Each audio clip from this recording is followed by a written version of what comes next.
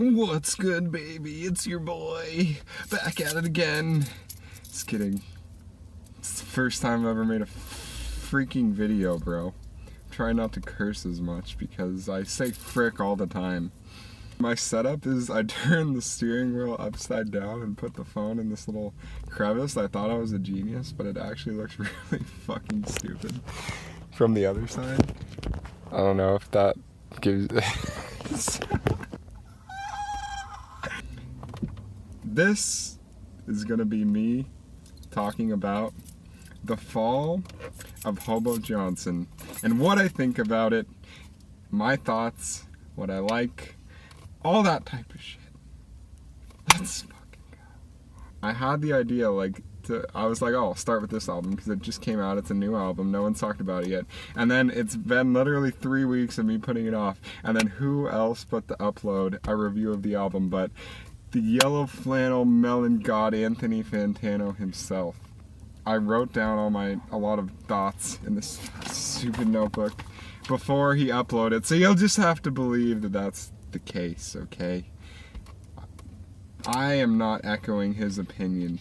He is a cool guy, but I am also a cool fucking guy. Look at me sweating for you.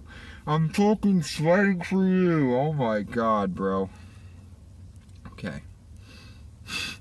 So, I was first introduced to this man, like many people were, with the viral fucking peach scone video, the NPR Tiny Desk. If you don't know who he is, he's a rapper, spoken word, emo boy who wasn't very well known at all, and then completely blew up from one video, an audition for the NPR Tiny Desk concert series that he filmed in his backyard, I believe. And the first time I clicked on this video, I was like, first of all, what is this? Why does this have so many views? I would think I watched like 10 seconds of it and then just clicked off, so I was like, what is this shit? And then it would pop up and I recommended again and again and again, and I was like, nope. You're not getting me. I'm not clicking on that. I'm not fucking clicking on that. There's no way I'm clicking on that, dude. You will not get me alive. And then one day, I finally decided to click on it for whatever reason. Something just changed in my brain, and all of a sudden, I didn't necessarily like the song anymore, but just the fucking manic energy that he has and the courage to put himself out there so far, like on one end of the spectrum, I gained a lot of respect for the guy. Like, it takes a lot of guts and courage to do that. The only thing I could think is, I wish I was like this guy. Like, holy shit, he's just going for it, and like, the energy, you could see it fueling him and just like making him happy, and that is like really cool. He's a real natural. I don't know, he makes it look so easy and just fun, and I wish I could be like that. It's really cool. And that is the single idea that sold me on this man entirely. And like from that point on, all of a sudden, boom, now I like his music. Like, what is that? I don't know. It's weird how our minds work and how we convince ourselves that we like things. Like, your mind will just hear, like in this instance, my mind just heard that song and like nothing, felt nothing, no connection, this is fine, whatever. And then boom, one thing that makes me like somehow connect or empathize with him, and then all of a sudden I like love his music. It's very interesting how that switch can happen. But anyway, track one, boom. It's a typical story of the bassist who killed the singer. He comes off right off the bat with a very high energy track. Just one of those songs that feels really good to just sing loudly along to. It has many iconic lyrics. His use of figurative language, I don't know if you would call these metaphors. I'm a dumbass. I don't know what that's called. All these metaphors are like separate ideas that each have their own individual, like, they're kind of like little short story quips, but they're also like thematically connected. This track is a good embodiment of just like the manic energy he brings. Like, that makes him so likable. Everybody's gotta live a life that they didn't ask for. Why? It's like, it's so cathartic to sing along to. That specific part in particular is just so great to listen to and sing along to, and it gets me going, you know. And when this single dropped, you could just tell that the album was gonna be great. And then we get right into track 2. He's a real big fan of chopping or like replaying the first word of the song over and over again as the intro. Like, I noticed that just now. Like, in typical story, it starts with it's a, and then this one, fear that, like, I just noticed that. It's cool, but I was like, damn, are you just gonna do that on every song? Some great lyrics on this one as well. Fear the man who knows he's gonna die, so he cries every night and denies life's beauty. Right here, bro. Right here, bro. That's good shit. Just like exploring common existential themes like death, loneliness, love, relating to other people. Very strong analysis of those issues. And I'm gonna be honest, I don't know what the hell Ruby Tuesdays is. I think a more relatable lyric would be, you make my Denny's taste like fucking Denny's, instead of you make my Ruby Tuesdays taste like Benihana's. But it's a very sweet chorus. You make my Mondays feel like Fridays. Give me a break! Once again, another uplifting track. I feel like critics attack lyrics like every single guy she's ever loved to me sounds really fucking dumb and stupid. And like, yeah, obviously that's an immature thing to say, but I'm pretty sure like everybody knows that. I'm gonna open the door. Pretty sure he's aware of that fact. And like, being able to analyze that that's an immature thought. Oh shit. But that doesn't necessarily stop you from feeling it. And I'm sure everyone has thought that at one point in their life, whether it be girl, guy, whoever. Because that's kind of how our brains are wired to work. So like, give the dude a break, okay? And in the live performance, the line when he's like, shitty parking lot, you know, I can't do it. He says it really, really, really funnily though. I really like that, yeah. Then we got Ugly Kid featuring Elohim. Also, an absolute banger of a track, bro. I love the contrast of the really sweet melody of the backing vocal from Elohim, or whatever you want to call it, and then the contrast of Frank just coming in and saying, "I'm such a fucking ugly kid," and then at the end that vocal that comes in and it's like, "You're not ugly, you're so pretty." It's just it's a good contrast. It's like the idea of how he sees himself versus how other people see him, and how there's just this inability to cross over and blend the perspectives, but it's sad from both perspectives. Listen to that fucking trumpet. Like, just little ad-libs like that make this man so entertaining to watch. Like, and the trumpet is, well, I'm not for a good trumpet, we all know this. There's a lyric about Stockholm, and I'm like being stuck in fucking Bakersfield and walking home, and I wrote down, where is Stockholm? Because I'm a dumbass.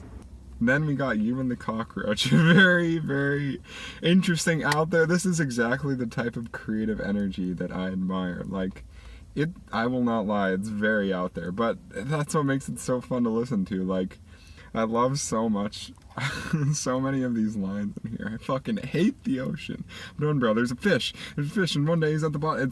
It literally sounds like he's making it up as he goes along, but it's so clear that he's not, and that is just such a great element. I don't know, it's very endearing to me, and it's very cute. And he's so happy to just be telling stories and singing songs. I literally wrote, how this man make this existential, wow, I pronounced that like a dumbass. How this man make this existential shit cute as fuck. The beat drops are fucking insane. Like, that shit goes hard. Just musically, like, just that chaos of that moment where it's just like everything's fucking happening. Like, it's a shoe. Yeah, that was good. And then Subaru Crosstrek, literally a sponsored song. Like, this is incredible to me. Like, the only concept he probably had going into the song, the only theme he had was, I need to write a song about the car I need to write a song about a goddamn Subaru Crosstrek. And somehow even that just extremely normal, mundane topic is turned into such an incredible track. Like, how does he do that? I learned a lot from my dad, like how to yell a lot and make a car go fast. just some good lyrics. I'm never going back to Four Seasons. Like, so many just comedic, sad punchlines. I literally wrote, why is this the best fucking thing ever? Nothing like crying in the Subaru Crosstrek. Life is an abyss half filled with sadness. Then on to the next track, Moonlight. Not my favorite, still a solid track though. The beat is very interesting out there. I don't know, it's very interesting. A common theme among many of the songs is the shouted group background vocals, which kind of create a sense of unity and get you like engaged. That's one of like the staples of his music, and it's showcased pretty well on this track. Why am I like this? I don't know. But moments I really enjoyed on this track. The whispered vocals at the end where he's like, I'm really out of it. It's really weird. That embodies just like an anxious general mood really well, and just like kind of what I experience on an everyday basis pretty well, honestly. Like, just that energy and those whispered vocals are very, very intriguing. Capture the mood of just feeling like just something slightly off, and that just like throwing your whole perspective on everything. It captures that extremely well. And then, I gotta say, next track, probably my favorite. The first note I have is that it's so fucking good, because it is Happiness. I really hope that you'll find happiness. So, like, it's just such a sweet story, and like, the fact that he feels so guilty about this one incident, saying this thing to this girl, but it was a mean thing to say. I'll give him that. But the fact that he wrote this entire song, and just because he felt bad about it, it's very sweet. And affirming that she will achieve her dreams. Thoroughly mad at the world. This place will never change. It'll probably get way worse, or at best stay the same. Bars, okay? Bars. I just really like the delivery of that line, and like the idea of her just expecting this book that she wants to write to just fall into her lap without putting in any effort. I can relate to that, like having these grandiose dreams and just expecting them to happen without putting in any effort, until you like come down to earth and realize, like, wait, I actually have to try, and it's going to be a painful process of just trying and failing to achieve something. And it's not as romanticized as people make it out to be. It's a tough moment to have, but also necessary if you really are serious about achieving whatever dream you have. So I don't know, just that theme was relatable. I'm gonna find a little bit of happiness. I think it's in my house or somewhere else. But yeah, that part is really sweet and really, really, really touching and relatable. Just like realizing that even though everything is garbage, you might find you're still able to experience small moments of happiness. Yeah, I'm really scared that I may never change, but I'm so fucking done being so afraid. I really hope that you find happiness. Wow. Yeah, that's really touching.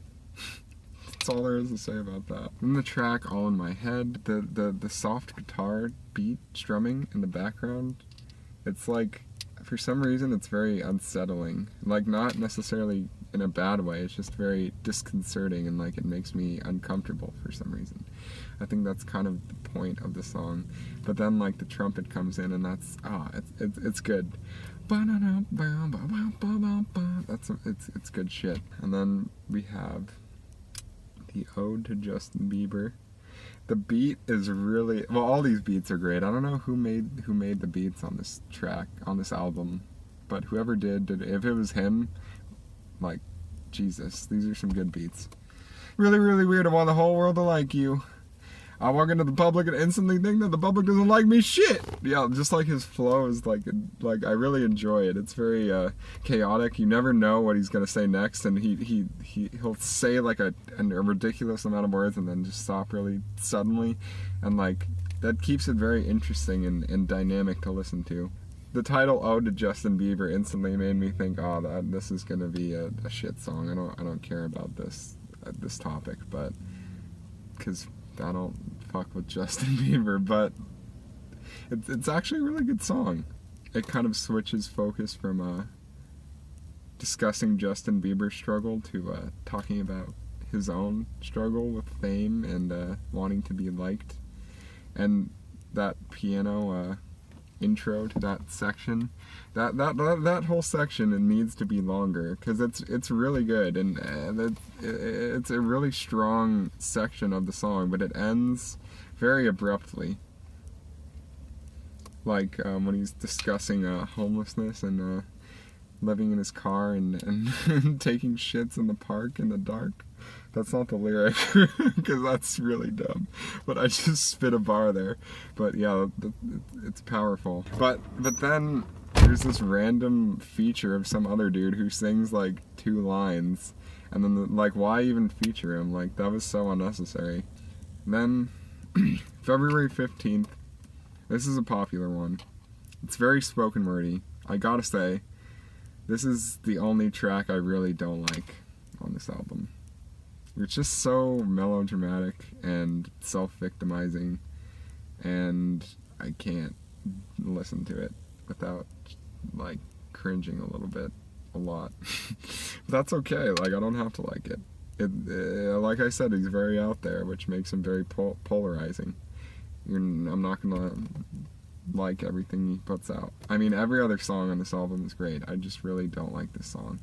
I feel like this is what people who don't like Hobo Johnson hear. Like, what I hear when I listen to this song is what they hear.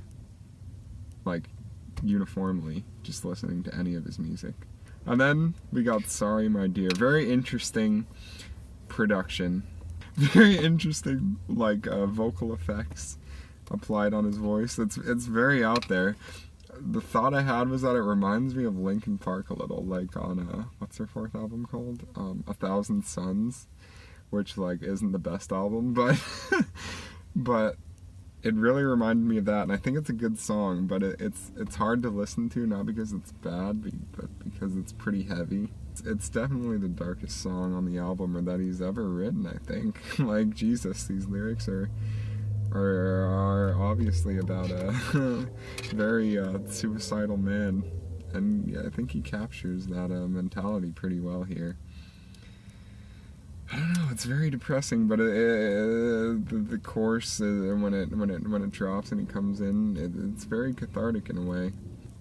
But then he brilliantly follows the darkest song, the lowest pit of his manic thoughts, with a fucking banger of a track called I Want a Dog. First note, absolutely beautiful. This was, besides the 2 singles, this was the first song I listened to when the album dropped, because I didn't know the album dropped. I thought he just was dropping more singles. And I loved it the first time, but when I listened to it in the context of the full album, I loved it even more. Sometimes you just have to, like, return to, like, the simplest of things and, like, think of things that exist in the real world that can make you happy. So he starts out with this simple aspiration of wanting a dog, and then it just spirals and snowballs into all these things. I want a wife. That's hella unrealistic, bro. You can never get a wife. Just kidding, Lamau. I want my dog to fucking talk. And not only just to me. Yeah, I don't know. Even though it's about unrealistic expectations, it's still very uplifting. Yeah, I don't know. Even though it's about unrealistic expectations, it's still very uplifting to listen to this song about his ideal world. I want to live in a community with other people just like me. This song definitely did make me cry. Very good. And the beat drop is great. I want the world to fucking see. I have someone to respect even when I'm lying cold, crossed-armed in a chest. No, I really want a dog. You just want a dog. Anyway, this album made me extremely happy. I think it's really great, and what he's doing is great, and he seems like a great guy. I'm going to see Mom Jeans and Hobo Johnson on October 16th at the House of Blues in Anaheim, and I'm really excited. It's going to be really fucking fun. It's going to be a great time. the energy that he's gonna bring live, I'm sure, is gonna be great. This album is cool. It's very cool. It's very vulnerable. He's putting himself out there, and it's very wholesome. It has a lot of positive little nuggets that you can take out of it. Shit. But yeah, that's about it. That's about it. Thanks for watching, if anyone watched. Hell yeah. Hell yeah. Hell yeah.